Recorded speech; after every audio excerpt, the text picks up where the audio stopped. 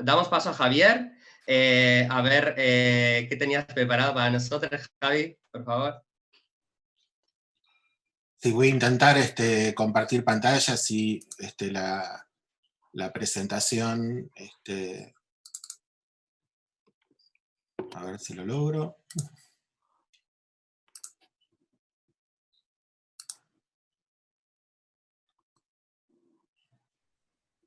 Ahí se ve, así que dale a la presentación y se ve la pantalla. Ahí está. Ahí está, perfecto. Fenómeno, cualquier cosa avísame. Okay. Bueno, me alegra obviamente mucho escuchar a Ana porque en realidad voy a decir cosas bastante parecidas pero en otra clave, ¿no? Y seguramente nos va a pasar a los tres y me parece que entre esas tres claves vamos a ir haciendo una mezcla y una hibridación interesante. Yo tenía preparado tratar de volver a algunas reflexiones sobre lo doméstico y lo público, digamos, y estas diferencias que suelen aparecer y que están ahora un poco confusas en estos días de encierro y realidad virtual, ¿no? Si durante mucho tiempo todas nuestras charlas arrancaron con imágenes como estas, ¿no? Como el lugar común, bueno, algo de lo que decía Ana es cierto, no hay demasiadas novedades.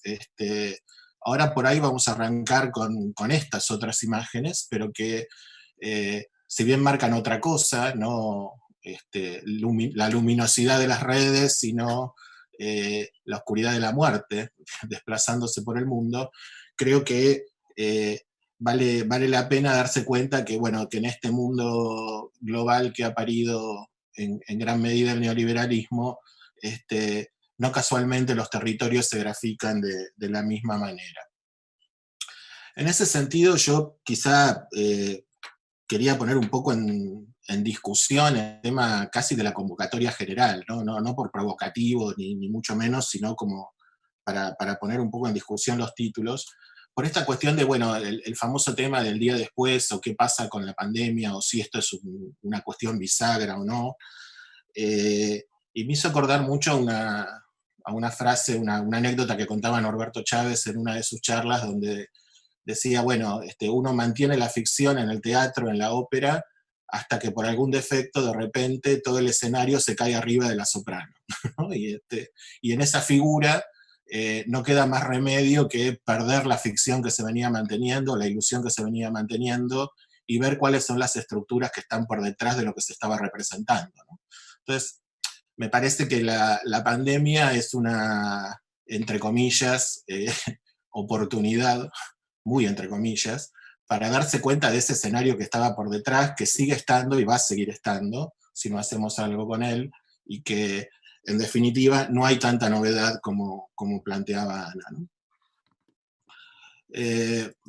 Hasta ahora estábamos un poco distraídos o no en una discusión que también tiene mucha vigencia entre dos concepciones de cómo tratar el espacio, en tanto proyectistas, en tanto funcionarios.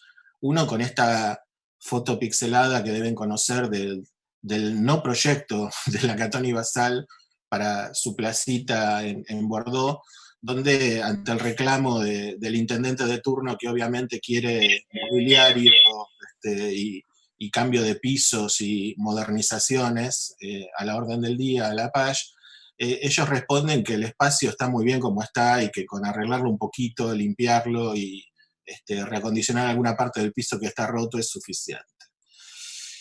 Y por otro lado, esta otra actitud, de la cual no voy a dar nombres para no pelearme con nadie, digamos, que en realidad coloca el proyecto en un lugar del que queremos salir todo el tiempo, que es el de la superficialidad, digamos, ¿no? ¿En qué aporta la realización de un proyecto en este espacio? ¿En qué han cambiado las prácticas sociales? ¿En qué se han beneficiado, ¿no? Esta suerte de maquillaje o de embellecimiento urbano, del cual también se habló, que desvirtúa la esencia del proyecto como herramienta de transformación, ¿no? La pone como una especie de perfume superfluo para tapar algunos malos olores, como también dice Chávez. Yo quería volver a tres clásicos, digamos, a tres viejitos piolas, diríamos, en los porteños, digamos. en esta cuestión de que no hay tanta novedad y que por ahí hay que volver a recurrir a ellos, quizá para leerlos en otra clave, ¿no? Leerlos a la luz de los acontecimientos actuales, pero tienen todavía bastante para decirnos. Eh, una es esta cuestión de lo externo y lo interno, ¿no? Que vos planteabas con el encierro al principio, ¿no? ¿Qué es esto del encierro? Si es una maldad, o por otro lado, si le llamamos cobijo, sería más políticamente correcto, digamos, y tendría que ver con la esencia de lo que se supone que hacemos los arquitectos, ¿no? Eh, en ese sentido, Fosillon en La vida de las formas hablaba de esta cualidad de la arquitectura de ser masa externa y masa interna a la vez, ¿no? De poder producir un espacio de revés donde la representación, la cara, la fachada exterior y la organización y materialidad para disponer prácticas al interior eran una misma concepción, no eran dos cosas distintas, ¿no? En ese sentido, o la caricatura de esto sería en algunos momentos de nuestra arquitectura académica que eh, la función ingenieril debía ser ocultada detrás de una fachada palacio y lo público no merecía ver lo que pasaba detrás, sino que necesitaba un hall urbano para presentarse, ¿no? Como espacio de intermediación.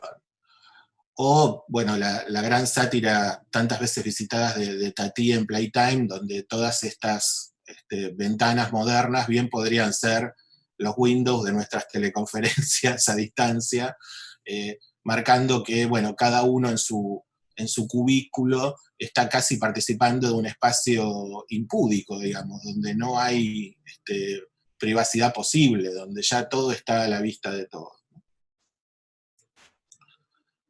O algunas ambigüedades, digamos, como creo que uno de los grandes logros de Sanaa es haber logrado que la Lucobón tenga poética, eso ya es como una maravilla, digamos. Quizá este material tan denostado como lo peor que nos ha dado el siglo XX, sin embargo aquí está trabajado para que haya confusión, para que haya hibridación, que no haya adentro y afuera, y finalmente paisaje y cobijo o entorno y obra sean una misma cosa, ¿no? Planteo esto como una metáfora, no como una actitud que todos los edificios tengan que ser reflejantes, ni mucho menos, pero me parece que en la búsqueda de esas hibridaciones, de salir de esas categorías binarias, está un poco la construcción de cultura y la búsqueda de algunas alternativas a las cuestiones que nos planteamos. El segundo texto canónico, digamos, para visitar, bueno, es el amigo Lynch, digamos, y lo voy a usar para hablar un poquito de lo concreto y lo virtual. Bueno, él como buen cientificista y positivista, digamos, de su escuela, planteaba básicamente a partir de la experiencia, la construcción de la imagen de una ciudad, y obviamente llegaba a esta conclusión que hoy es patrimonio común de que la imagen de la ciudad es una imagen heterogénea y que tiene que ver también con la heterogeneidad de los grupos que la miran, ¿no? Sin plantearlo en los términos revolucionarios que lo planteaba Ana, digamos, pero aquí había una evidencia clara de que miradas heterogéneas generan imágenes superpuestas heterogéneas, ¿no? Y que debe haber unos mínimos acuerdos con ciudadanos para que todos miremos lo mismo o intentemos interpretar lo mismo. El viejo fondo y figura con el que trabajamos tanto, y bueno, esta también dualidad, lo cerrado, lo compacto, que sabemos que es mentira, que es compacto, pero lo menos compacto, lo fluido, lo atravesable, ¿no? Que es este blanco o estas plantas públicas dibujadas. La superposición de relaciones entre exterior e interior que tienen nuestras ciudades latinoamericanas, ¿no? Bueno, la ciudad tradicional de Indias, superpuesto al modelo jardín, superpuesto al modelo urbano y superpuesto también al modelo de los sectores populares, ¿no? Podríamos exagerar y también decir superpuesto al modelo de la pobreza, que es gran parte de nuestro tejido y que también es una forma de hacer ciudad, donde la compacidad ha hecho evidente en estos días de necesario aislamiento, que tengamos que construir algunos eufemismos como aislamiento barrial, para poder trabajar las medidas sanitarias en estos sectores, ¿no? Siempre desde nuestra mirada burguesa y limitada. El adentro y afuera de nuestras periferias, en constante transformación y evolución. Y también esta noción de lo colectivo y lo particular, ¿no? Que llevadas al extremo también pueden producir algunas enfermedades, ¿no? Buñuel fue muy criticado por Viridiana, casi como una especie de traición al pensamiento de izquierda. Pero bueno, en esta película lo que pasa es que el exceso de generosidad termina en abuso, ¿no? Termina casi en reproducir un orden injusto inverso. Y del otro lado, un film más reciente, el Ella de Spike Jonze, donde, bueno, hasta hace poco nos parecía una distopía, pero bueno, este hombre que termina enamorado de su computadora y tiene una relación con ella, obviamente virtual, tanto no ha avanzado la ciencia, genera algunos miedos en estos días de encierro, ¿no? ¿Qué, qué, qué pasa con estas utopías que nos plantean que casi ni siquiera hace falta más el espacio como espacio concreto, con sus tres claras dimensiones cartesianas, sino que alcanzan con estar frente a una pantalla para vivir y sobrevivir?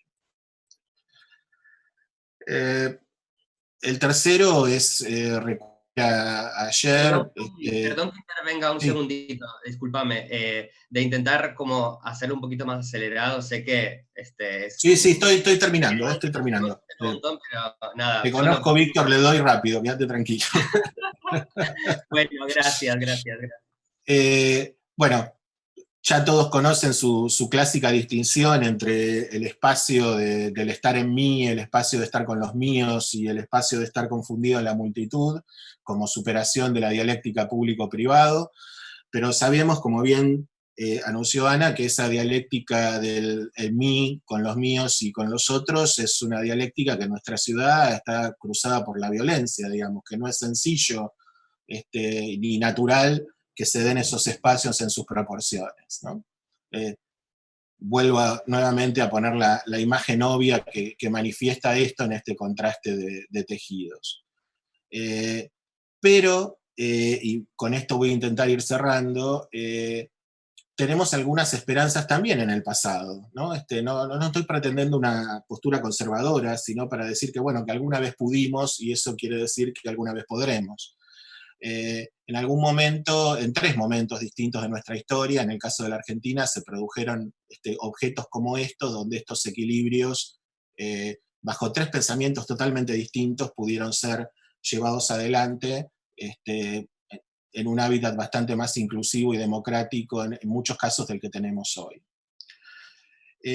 Para finalizar, quería tratar de salir del laberinto que planteé, un poco volviendo al mito de Teseo, ¿no? Que pudo matar al Minotauro, pero después tenía que salir de eso, y para eso se valió de un viejo instrumento, que era el hilo que le había provisto Ariadna, no de ninguna tecnología sofisticada, ni de ninguna herramienta categorial novedosa. En ese sentido, el concepto de umbral, me da un poco de calor decir esto delante de Zaida, digamos, que es la experta en el tema, digamos, pero el umbral está desde que Joacim nos explicó Atenas hasta la recuperación que hace Le Corbusier de eso en su mensaje a los arquitectos, ¿no? Entonces, esta ambigüedad del adentro y el afuera, no determinados taxativamente, sino estando en comunión. Y que muchas de nuestras grandes arquitecturas, por lo menos en la Argentina, la de nuestros dos maestros, la supieron aprovechar excelentemente. Que las nuevas soluciones, en muchos casos a la vivienda, vuelvo a la Catón Basal, disculpen que insista con mis amigos, logran espaciar, hacer membrana en aquellos lugares donde parecía que no había más espacio que para un plano. Y por último, el Estado que lo nombró Ana como gran proveedor de lo colectivo. Yo sé que esto puede llegar a sonar, no en estos ámbitos donde todos más o menos pensamos lo mismo, pero en algunos otros como muy provocativo. Eh, pero aún estados autoritarios, nuestras oligarquías, produjeron este parque hace ciento y pico de años. Y nuestros estados populares construyeron edificios de estas escalas para eh, las grandes sedes hospitalarias, ¿no? Y mi reflexión queda en también repensar el tema de la escala. Eh, Hasta hace poco estábamos discutiendo si nuestro hospital de clínicas lo teníamos que cerrar y transformar en otra cosa, en algún negocio inmobiliario. Hemos destruido infraestructuras hospitalarias inconclusas, las hemos derribado, y bueno, en este momento resulta que estamos necesitando espacios enormes con camas, ¿no? Y entonces esta cuestión que nos venían diciendo, que la atención a la salud debía estar repartida en lugares pequeños, y que el Estado también debía estar repartido en lugares pequeños, y que no hay que hacer más parques, sino que hay que hacer placitas más cercanas a las personas. Hay todo un pensamiento correcto que yo revisaría bastante, eh, para no estar como este señor de la caricatura de Medrano que pasaba frente a la gran obra pública molesto porque básicamente era grande, ¿no? Entonces, me parece que este tema del umbral, del Estado como herramienta de la sociedad y de la gran escala pueden ser unos temas para revisitar y dejar de demonizarlos. Cerrando, bueno, la gente que necesita, no es abstracta, como bien decía Ana, sino que son recortes que deben ser calificados, en este caso calificados como pueblo, y bueno, quedémonos en casa mientras tanto y preparémonos bien para el día después. Muchas gracias. Bueno, gracias Javi.